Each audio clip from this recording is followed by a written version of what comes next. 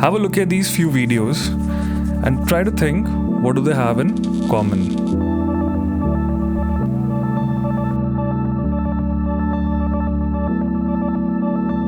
This is Explore the Ordinary, and let's dive into explosions, lightning, electrocution and sparks. A fancy word for all these put together, electrostatic discharge.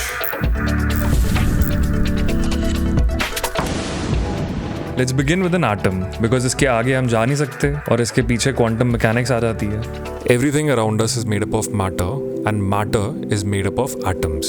हम देख सकते हैं कि एक atom अपने outer shells में negatively charged electrons और nucleus में positively charged protons और neutrally charged neutrons से बना होता है. दो opposite charges जब एक दूसरे के पास आते हैं तो वो एक दूसरे को attract करते हैं. वैसे ही जब दो like charges एक दूसरे के पास आते हैं तो वो एक दूसरे को रिपेल करते हैं. The big question that comes to everyone's mind is कि भाई इलेक्ट्रिसिटी इससे प्रोड्यूस कैसे होती है. So in a conductor, when electrons start moving in one direction, that's when electricity or current is produced. Now this flow of current will always be in the opposite direction of the flow of electrons. Now has it ever happened to you that you're taking a walk and suddenly you touch something and you get electrocuted?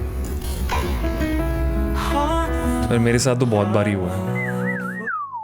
So this phenomenon is called triboelectric effect और short में static electricity. याद रखना triboelectric effect. So triboelectric का मतलब है electricity that is produced through rubbing. Tribo is a Greek word for rub.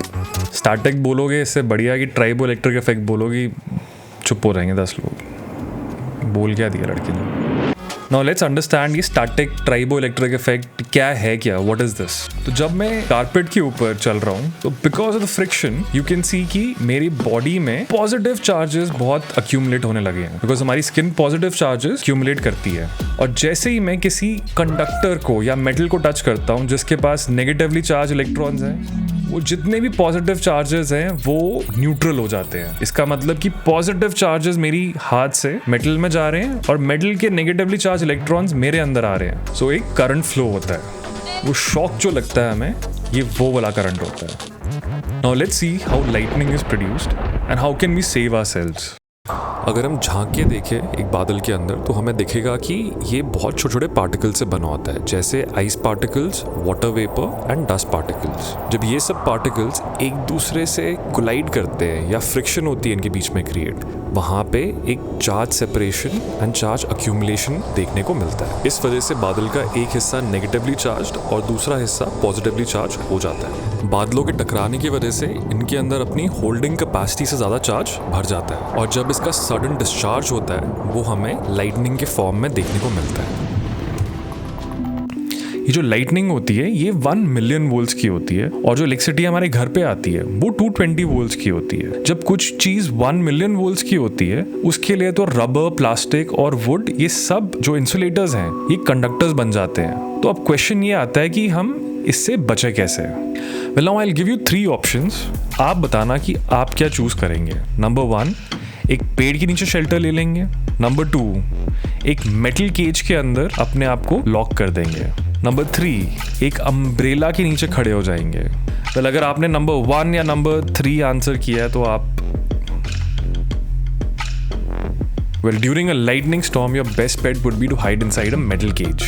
That's because a metal cage is a closed conductor, and closed conductors have a property कि उनके अंदर जो electromagnetic field होती है वो zero होती है. So that means कि अगर lightning उस केज को strike करती है तो वो कभी भी उसके अंदर penetrate नहीं कर पाएंगे charges और वो बाहर से निकल जाएंगे. If you don't have a cage with you, अब कौन लेके चलता है cage?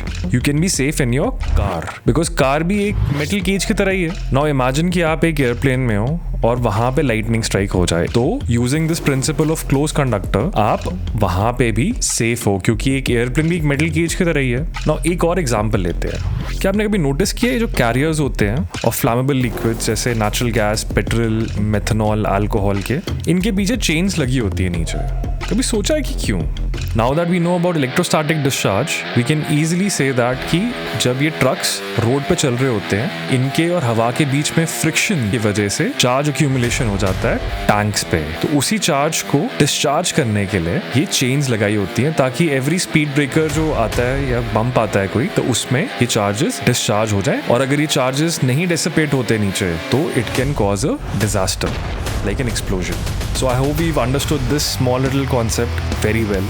अब चीज़ें थोड़ी दिमाग में बैठ गई हैं. If you did like the video, do leave a like because it's a small channel. It will really help me out. So that I'll see you in the next video. See you and take care.